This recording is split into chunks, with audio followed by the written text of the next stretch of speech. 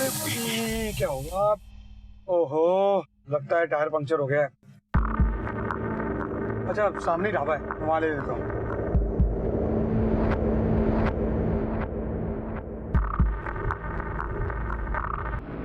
एक काम करो, तुम ढाबे में जाओ और दूध ले लो इसके लिए।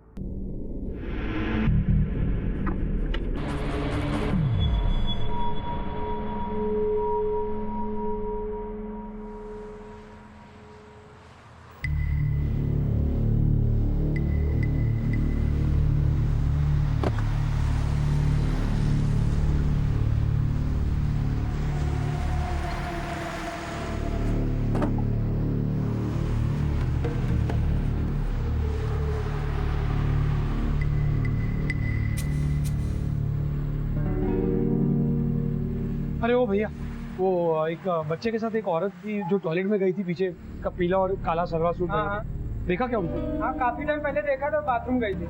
आधा घंटा हो गया बात।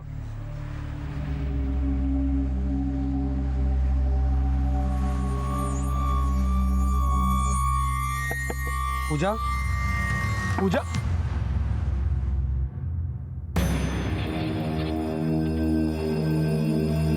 पूजा, पूजा कहाँ चली गई?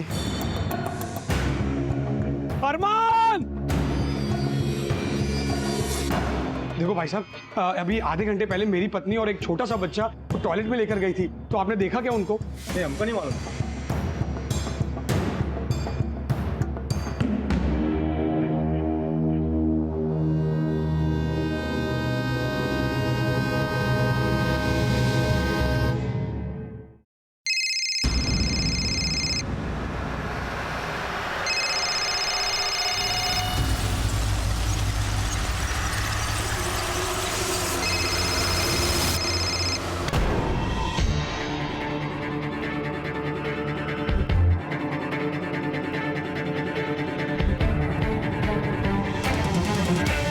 सर, हम ही आपको फोन किए थे। हमारे यहाँ पर हाईवे पर आकर गाड़ी खराब हो गई थी और मैं यहाँ इस एरिया में किसी को जानता तक नहीं। लगता है टायर पंक्चर हो गया है। सामने ही ढाबा है, वहाँ ले लेता हूँ। हमारी बीवी यहाँ पर पीछे टॉयलेट में गई थी। उसके बाद जब हम चेक करने गए तो हमको कोई मिला ही नहीं वहाँ पर। आसपास सर्च करो। सर,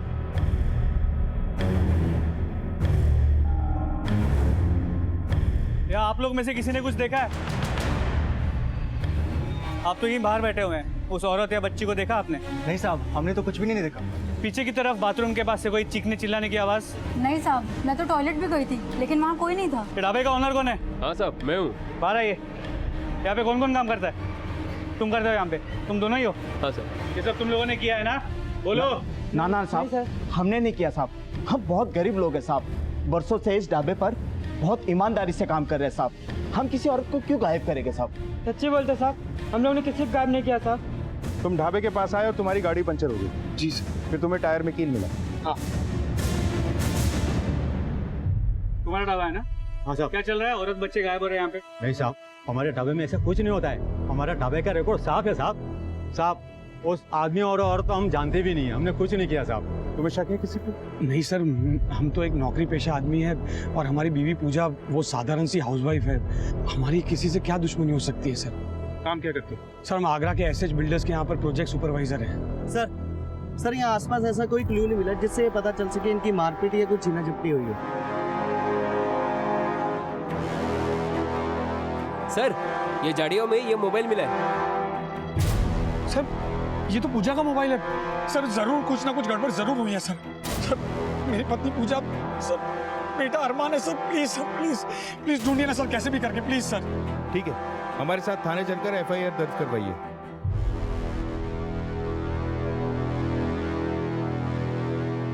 सर, ढाबे पे हाईवे के पास कील लग के गाड़ी का टायर पंक्चर और फिर पूजा और उसके बच्चे का गायब। सर, ये किडनैपिंग का मामला हो सकता है। ढाबे के अंदर भी पूछताछ की, लेकिन अंदर लगता नहीं कि कोई इन्वॉल्व होगा।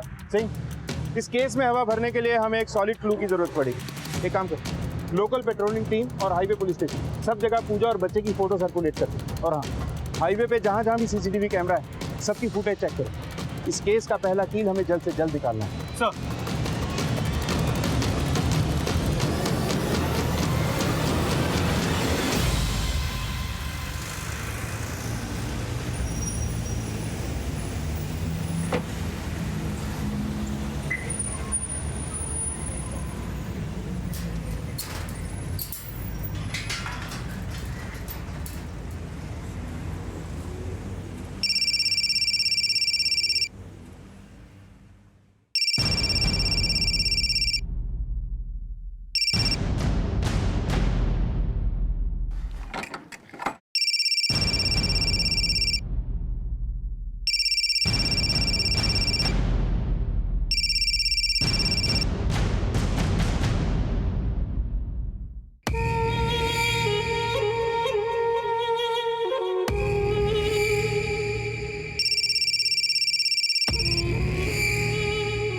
अगर तुमने मेरे पैसे टाइम पर नहीं दिए ना तो तुम बहुत बड़ी मुसीबत में पड़ जाओगे। प्रदीप सिंह। सर हाईवे के पास के सभी सीसीटीवी फुटेजेस को चेक किया, लेकिन पूजा या उसके बच्चे के बारे में कोई खबर नहीं मिली। सर अगर ये केस किडनैपिंग का है तो राकेश को फिरौती के लिए कॉल बहुत जल्द आ जाएगा। मुझे नहीं लगता सर। इस केस के हालात पे गौर करें तो राकेश एक मामूली सी नौकरी करता है। उसके बीवी बच्चे को किडनैप करके किसी को कितने पैसे मिल सकते हैं? आखिर एक औरत अपने बच्चे के साथ क्यों और कहाँ गायब हो गई, वो भी एक ढाबे से? बड़ी अजीब बात है। ये मामला कुछ और ही है। जो अपने बच्चे को लेके खुद भी तो जा सकते हैं। सर इस एंगल का कोई ट्रायंगल भी हो सकता है। हो सकता है कि ये पूरी प्लानिंग पूजा की है। उसने पहले किसी की मदद से गाड़ी को पंक्चर करवाया और जब गाड़ी ढाबे पे रुकी, वॉशरूम जाने के बहाने उस आदमी के साथ वहां से भाग गई। क्योंकि ढाबे पे किसी ने भी चीखने चिल्लाने की कोई आवाज नहीं सुनी और ना ही वहां कोई स्ट्रगल के निशान है। पर फोन तो वो खुद भी फेंक के जा सकती है ताकि कोई उसे ट्रैक ना कर सके। ये एंगल हो सकता है और ये भी हो सकता है कि राकेश का ही किसी से अफेयर है और वो अपनी पत्नी पूजा और बच्चे को रास्ते से हटाना चाहता हो। जी सर, ये भी हो सकता है। होने को तो बहुत कुछ हो सकता है सर। राकेश के पड़ोसियों से राकेश और पूजा के बारे में पूछताछ करो और राकेश जिस ऑफिस में काम करता है वहां से भी पूछताछ करो और राकेश के साथ साथ पूजा के भी कॉल रिकॉर्ड खंगा लो। अगर लव अफेयर या कोई और एंगल है तो कुछ न कुछ हाथ जरूर लगे। सर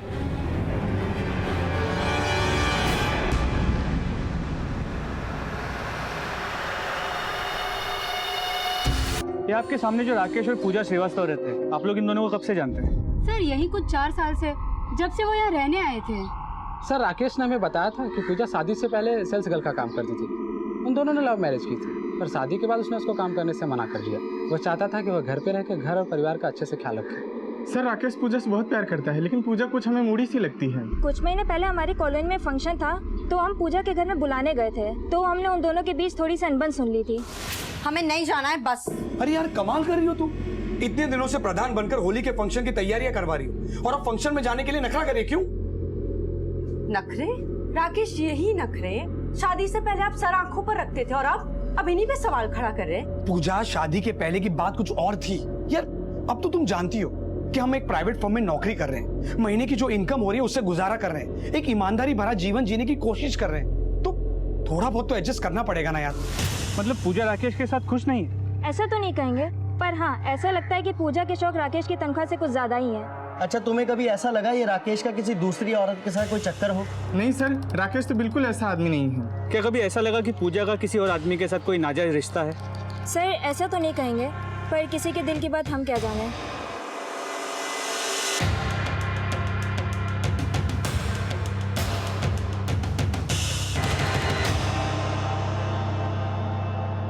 से पूजा के कॉल रिकॉर्ड्स में एक नंबर है जिससे वो बहुत ज्यादा बात किया करती थी। वो नंबर किसी गुंजन शर्मा के नाम पे रजिस्टर्ड है, पर वो नंबर फिलहाल स्विच्ड ऑफ है। इस गुंजन का एड्रेस निकलवाओ और वहां जाके इसके बारे में पता करो। और वो राकेश, उसके ऑफिस से कुछ हाथ लगा? नहीं सर, उसके ऑफिस में सब लोग उसके काम से खुश हैं और उसके कॉल रिकॉर्ड्स में भी कोई ऐसा नंबर नहीं मिला जिससे वो बहुत ज्यादा बात करता। इनफैक्ट दोनों के कॉल रिकॉर्ड्स और बैकग्राउंड चेक किए तो लगता नहीं कि किसी का कोई एक्स्ट्रा मैरिटल अफेयर होगा।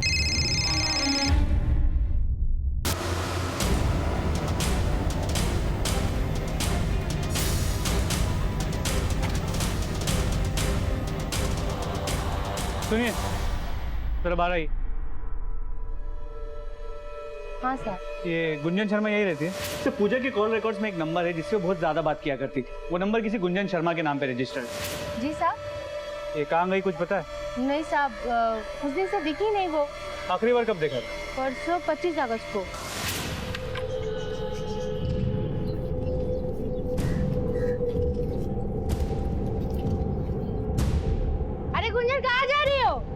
भाभी मैं ना अभी थोड़ा जल्दी में हूँ, बाद में आके आपसे बात करूँ, ठीक है? ये घर उसी का है, खुद का? नहीं साहब, वो तो किराए पे रहती है।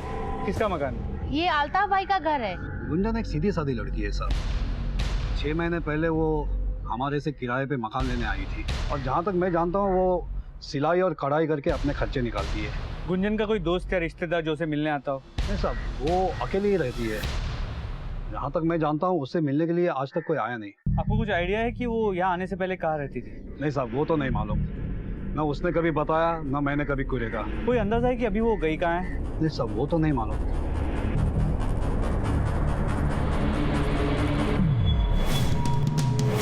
कल डीएसपी साहब के पास चलेंगे, तुम्हारा काम हो जाएगा। सर, पूछताछ के दौरान पता चला कि गुंजन 25 अगस्त को अपने घर से एक बैग लेके निकली थी। उसके बाद वो वापस लौटी ही नहीं। कॉल रिकॉर्ड के हिसाब से पूजा का गुंजन के साथ सबसे ज्यादा बात करनी। फिर 25 अगस्त को गुंजन का बिना किसी को बताए अचानक कहीं चले जाना और 26 अगस्त को पूजा का भी गायब हो जाना। मामला गले नहीं उतर रहा है। सर, एक मिनट। हेलो, क्या?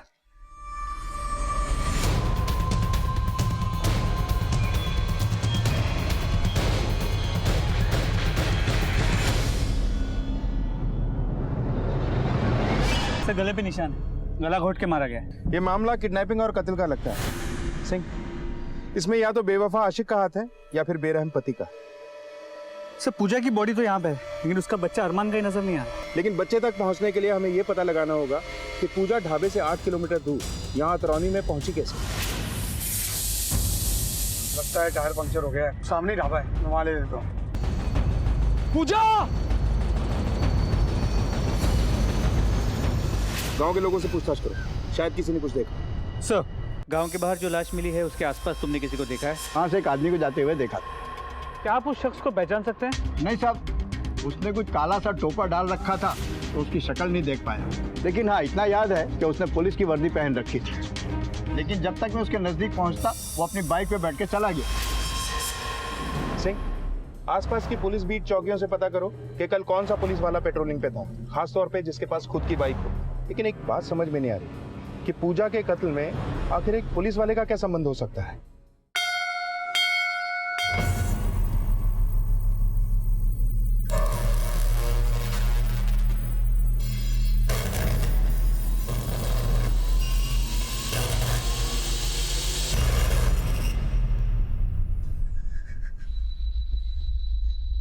आपकी पहचान में कोई पुलिस वाला है? नहीं सर। याद कीजिए, पिछले कुछ दिनों में आपको या पूजा को कोई पुलिस वाला मिला हो? नहीं सर। अच्छा, आप किसी गुंजन शर्मा को जानते हो? पूजा के कॉल रिकॉर्ड्स में गुंजन शर्मा का नंबर मिला है। नहीं। देखिए, हमसे कुछ छुपाइए मत, आपके बच्चे की जान खतरे में हो सकती है। सर, मेरी पूजा तो नहीं रही। मेरे अरमान को ढूंढ लीजिए सर, मेरे अरमान को ढूंढ लीजिए प्लीज।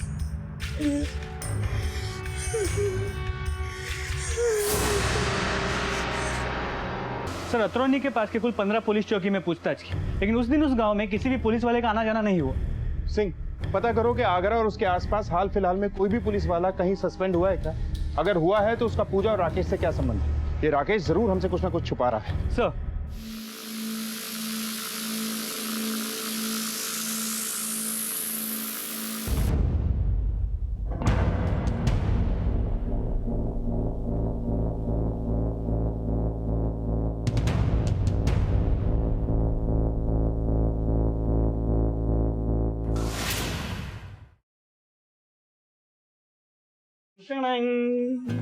अरे ये क्या है? अरे देखो और ऐश करो। ये वाओ, अच्छी है ना? बहुत प्यारी साड़ी है। हमें तुम्हारा यही अंदाज तो अच्छा लगता है, और तुम्हारी ये वर्दी। और अगर ये वर्दी नहीं रही तो तुम हमको छोड़कर चली जाओगी। तो तुम क्या बोल रहे हो? हमने तुमसे एक झूठ बोला है। झूठ? कैसा झूठ?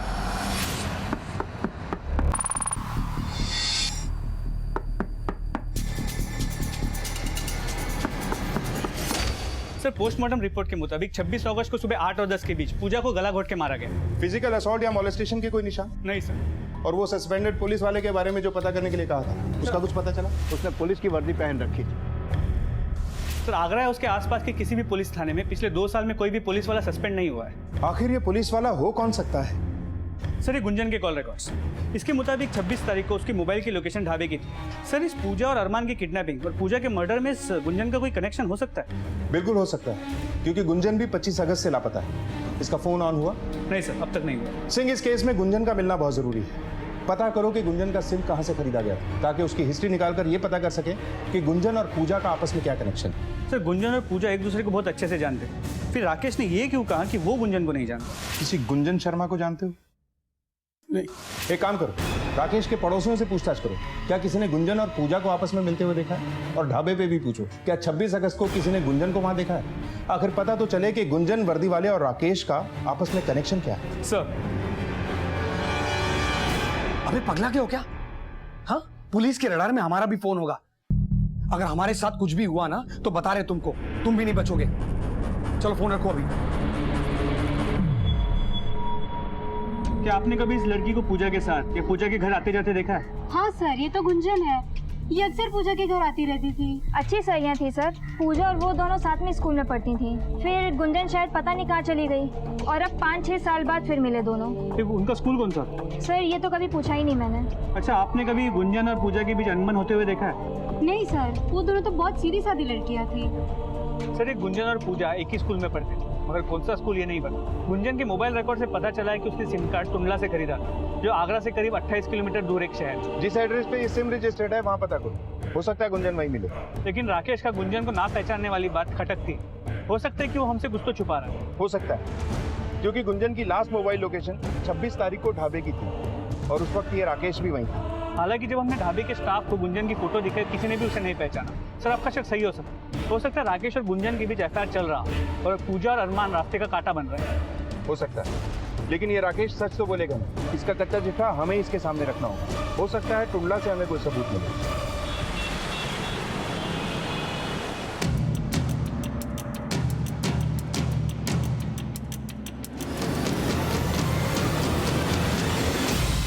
अपनी बहन को कहाँ छुपा के रखा है? सच बता। छुपा के? सर हम तो उससे खुद ही 6 महीने से नहीं मिले। एक गुंजन एक मर्डर केस में शक के दायरे में, अगर तू उसे छुपा रहा है तो खुद अंदर जाएगा। सर हम क्यों छुपाएंगे कुछ, हम सच बोल रहे हैं। वो एक अच्छी लड़की है। वो तो घर बेचने की बात पे हमारी अनबन हो गई और नाराज होकर वो आगरा चली गई। पूरी बात बता। सर ये हमारा पैतृक घर है। वो इसे बेच के आगरा में एक फ्लैट लेना चाहती थी, जिसमें वो अपना टेलरिंग ट्रेनिंग सेंटर वगैरह खोल सके। हमने मना कर दिया और गुस्से में आके यहाँ तक कह दिया कि इस घर पे तुम्हारा कोई हक नहीं है। बस इतनी सी बात है सर। और इतनी सी बात पे तुझसे 6 महीने से नहीं मिला, पुलिस को समझता क्या है बे तू? सर उसने खुद ही बोला था कि हमसे कांटेक्ट मत करो, फिर हमको भी थोड़ा सा ईगो आ गया बस। ये पूजा और गुंजन एक ही स्कूल में पढ़ते थे। कौन सा स्कूल है वो? सहारनपुर में आर्या पब्लिक स्कूल में 2-3 साल साथ पढ़ी थी। फिर बापूजी का देहांत हो गया तो उसको वापस यहाँ टुंडला आना पड़ा। सहारनपुर? जी, लेकिन सर हमारी बहन बहुत अच्छी लड़की है, वो कोई गलत काम कर ही नहीं सकती। आपको कुछ गलतफहमी हुई लग रहा है।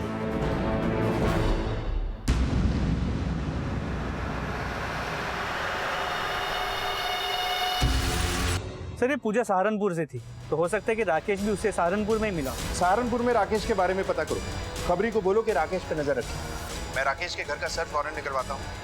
अब तो इस गेम की बैंड बजानी ही पड़ेगी।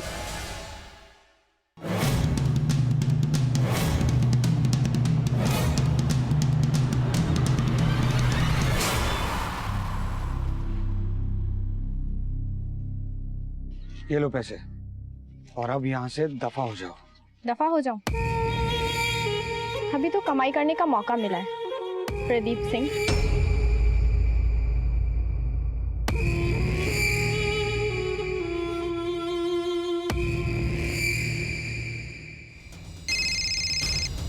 हाँ गुप्ता बोलो। क्या? ठीक है तुम वहीं रुको, सिकंदर हाईवे ले चलो जल्दी।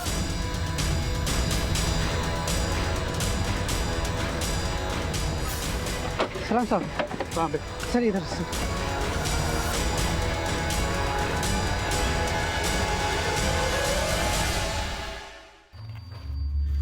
लाश पूरी तरह सड़ चुकी है। आसपास चेक करो, कुछ मिलता है क्या?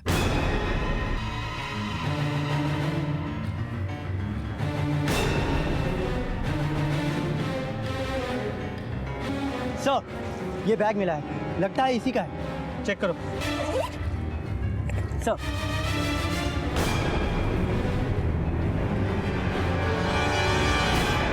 गुंजन शर्मा। पूजा के कॉल रिकॉर्ड्स में एक नंबर है जिससे वो बहुत ज्यादा बात किया करती थी। वो नंबर किसी गुंजन शर्मा के नाम पे रजिस्टर्ड है। हाँ सर, ये तो गुंजन है, ये अक्सर पूजा के घर आती रहती थी। ये टिकट ले जाके पता करो कि बस का रूट क्या है, और उसके साथ आईडी भी ले जाओ। चेक करो कि 25 अगस्त को बस में यही ट्रैवल कर रही थी या कोई और। सर ले जाओ।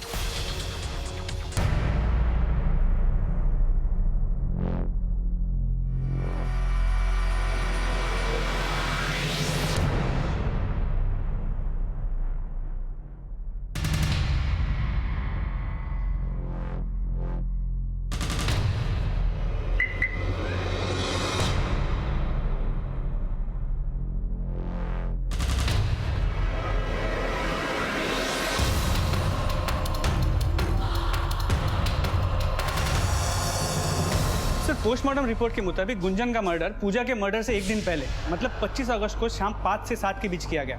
दोनों को मारने का तरीका एक ही, गला घोट के। और सर गुंजन के बॉडी के पास हमें उसका मोबाइल फ़ोन भी नहीं मिला। और सर हैरानी की बात यह है कि 26 अगस्त को गुंजन के मोबाइल की लोकेशन पहले ढाबे की थी और फिर उस लोकेशन की थी जहाँ पे पूजा को मारा गया। सर अगर गुंजन 25 तारीख को मर चुकी है तो उसकी मोबाइल की लोकेशन उन दो जगहों की कैसे हो सकती है? सिंह, कहीं ऐसा तो नहीं कि गुंजन और पूजा दोनों का कातिल कोई एक ही है, जिसने पहले गुंजन का खून किया फिर गुंजन का फोन अपने पास रखा, इसलिए गुंजन और पूजा दोनों के मर्डर स्पॉट पे वो फोन एक्टिव था।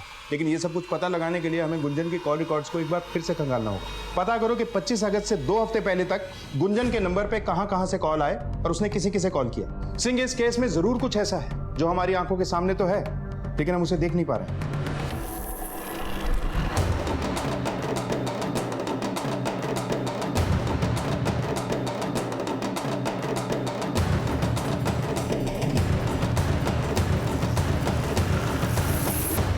सर गुंजन के कॉल रिकॉर्ड में ये नंबर मिला है जिससे गुंजन ने 24 और 25 अगस्त को 4 से 5 बार फोन किया। तो उस नंबर से भी गुंजन को 3 से 4 बार कॉल आए। सर ये नंबर किसी वीरेन चुग के नाम पे रजिस्टर्ड है। जब हमने वीरेन चुग से बात की तो उसने कहा कि वो तो गुंजन को जानता ही नहीं, लेकिन वो पूजा को जानता है। हेलो नमस्कार सर, अभी मैंने राकेश की गाड़ी में एक लड़की को बैठते हुए देखा। देखो हमको एक बात समझ में नहीं आ रही, क्यों हमारा पीछा कर रही हो तुम? अरे इतने सारे पैसे तो दे चुके हैं यार तुमको। अरे हम माफी मांगते हैं उस बात की तुमसे।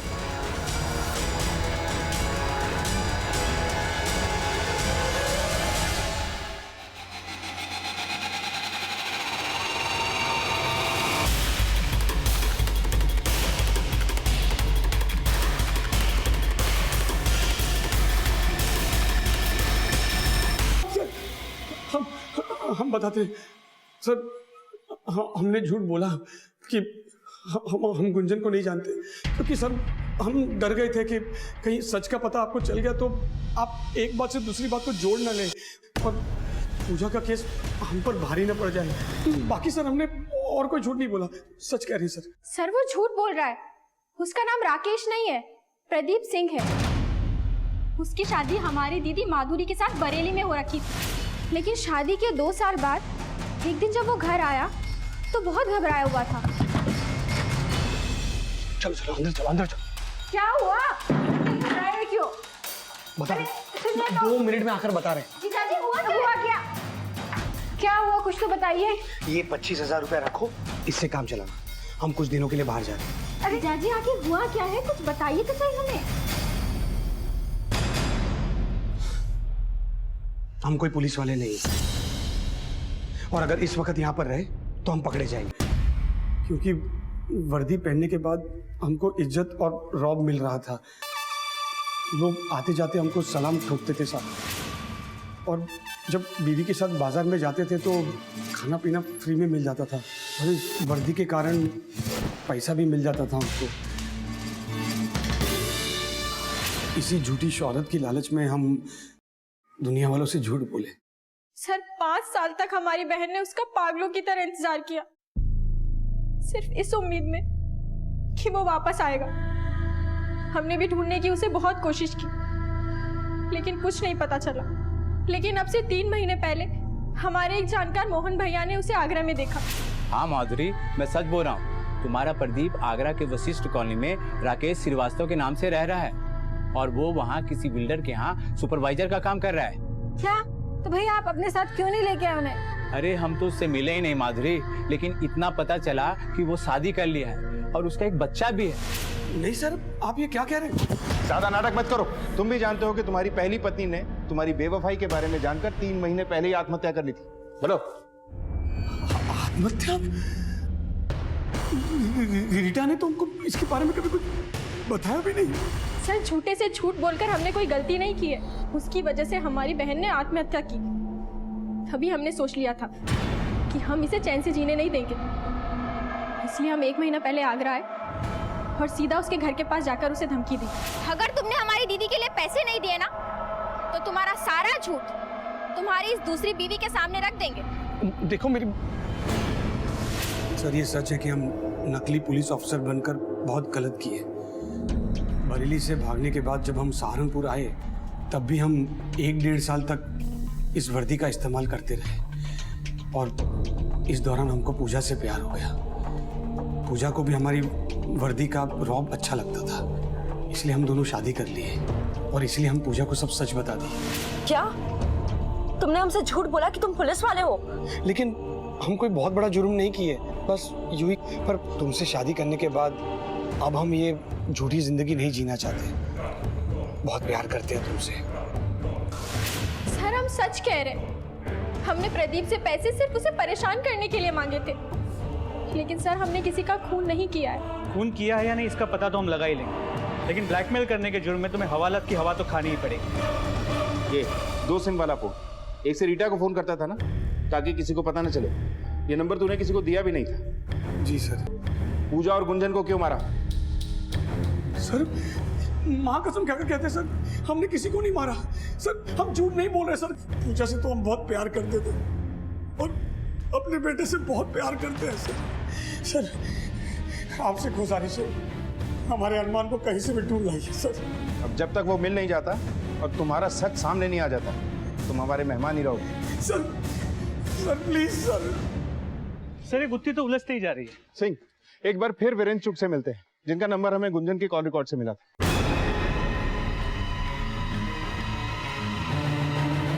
नहीं सर, हम इसे नहीं जानते। और इसे? हाँ सर, ये वही औरत है जो अपना बच्चा हमें देने वाली थी। सर, हमारी शादी को 10 साल हो गए हैं और हम एक बच्चे की चाह थी, तो पूजा ने हमें बताया कि उसके पास एक ऑफर था। सर देखिए, आप तो जानते ही हैं कि अडॉप्शन एजेंसी से बच्चा अडॉप्ट करना इतना आसान नहीं होता। रिजेक्शन भी हो सकता है। अगर आप लोग चाहे तो मैं बिना किसी कानूनी कार्रवाई के आपको बच्चा दिला सकती हूँ। वो दरअसल मुझे मेरे पति के इलाज के लिए पैसे चाहिए, 9 लाख रुपए। उसके बदले मैं आपको अपना बच्चा दे सकती हूँ। हर माँ की तरह मैं भी अपने बच्चे से बहुत प्यार करती हूँ, पर मैं मजबूर हूँ। अगर आप चाहते तो मैं किसी भी कानूनी कागज पर अपनी साइन कर दूंगी और आपसे ये वादा करती हूँ कि मैं अपना बच्चा कभी वापस नहीं लेने आऊंगी। Thank you. तो अब वो बच्चा कहाँ है? सर, बच्चा हमारे पास नहीं है। हम बच्चे को अडॉप्ट करने वाले थे और 27 तारीख को बच्चा हमारे पास आने वाला भी था। सर, हमने 25 तारीख को पूजा का फ़ोन ट्राई किया, लेकिन उसका फ़ोन लग नहीं रहा था। 26 तारीख को सर उसका एक मैसेज रिप्लाई आया, डील कैंसिल। उसके बाद पूजा का फ़ोन स्विच ऑफ हो गया। ये पूजा अपने पति की बीमारी का बहाना बना के बच्चे को बेचना चाहती है। बात को समझ में नहीं आया। हैरानी की बात है कि बच्चे को बेचा भी नहीं गया और बच्चा गायब भी हो गया। सर, ये हो सकता है क्योंकि पूजा और गुंजन साथ में मिले हुए, क्योंकि सिम कार्ड गुंजन के नाम पे था और बात पूजा करती थी। और पूजा को पैसे का लालच भी था। वो अपने पति राकेश के रहन सहन से खुश नहीं थी और गुंजन भी प्रॉपर्टी के लिए अपने भाई से लड़कर आई।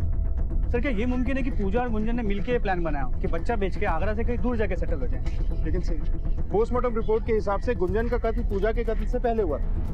तो हो सकता है कि राकेश को इनकी प्लानिंग के बारे में पूरा पता चल गया, इसलिए उसने रीटा के साथ मिलकर पूरा कांड किया और अब हमसे झूठ बोल रहे हैं। हो सकता है वो वर्दी वाला राकेश ही हो। एक बात और से, गुंजन की लाश हमें हाईवे के पास मिली। ये वही हाईवे है जो गुंजन के गांव की तरफ जाता है। इसका मतलब है कि राकेश को पता था कि गुंजन कौन सी बस से जाने वाली है। सिंह, हाईवे पे जहां भी सीसीटीवी कैमरा है सबकी फुटेज मंगवाओ। जी सर।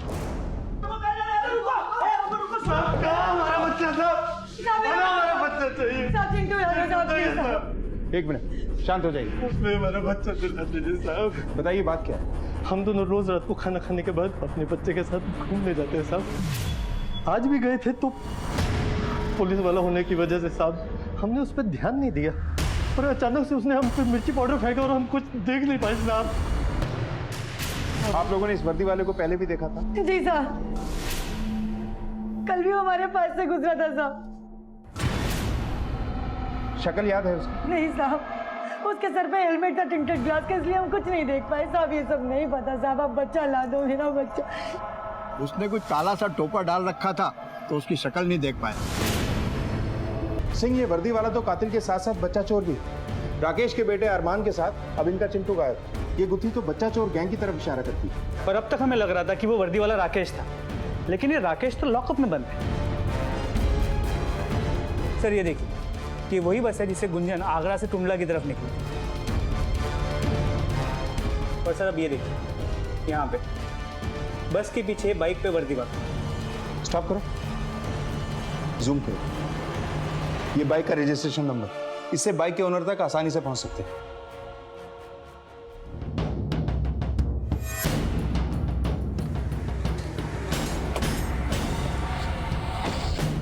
पूरे घर को छान मारो। सर बहुत शौक है ना तुझे वर्दी वर्दी खेलने का, तुझे असली वर्दी का खेल दिखाता हूँ। चल हुआ क्या साहब? डाल दो गाड़ी में से।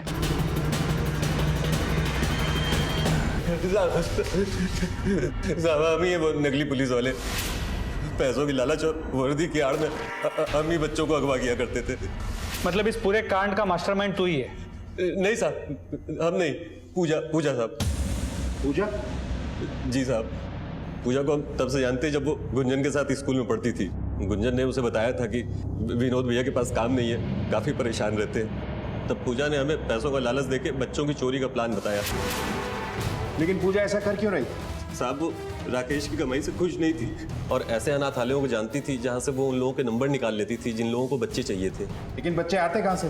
साहब हम बच्चे कहीं से भी चुरा लेते थे। तो उसे मारा क्यों? किस बात के लिए हम तुम्हें ज्यादा पैसे दें? अब तक तो सिर्फ एक ही बच्चा चुराया है, और क्लाइंट ढूंढने से लेकर बच्चा चुराने तक पूरा दिमाग हमारा होता है, तुम्हारा नहीं। जो भी पैसा कमाते हैं ना, वो वर्दी की वजह से कमाते हैं, तुम्हारी वजह से नहीं।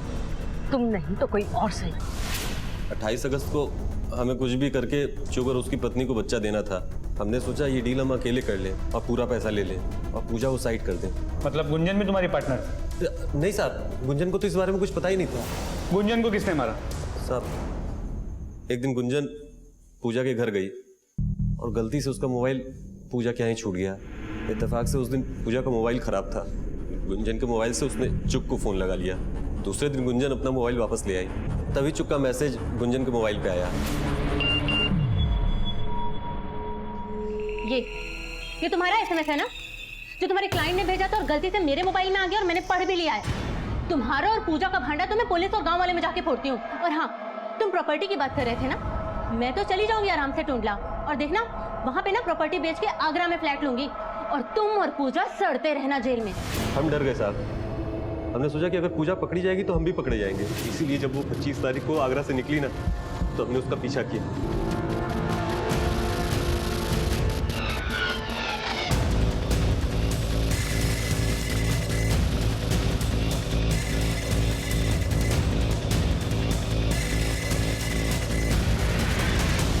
और पैसों के लालच ने तुमसे पूजा का खून करवा दिया। ढाबे के पास हाईवे पे कील तुम्ही ने रखे थे ना। तुम्हें पता था कि पूजा राकेश के साथ एक दिन के लिए दिल्ली घूमने जा रही है? जी साहब। पूजा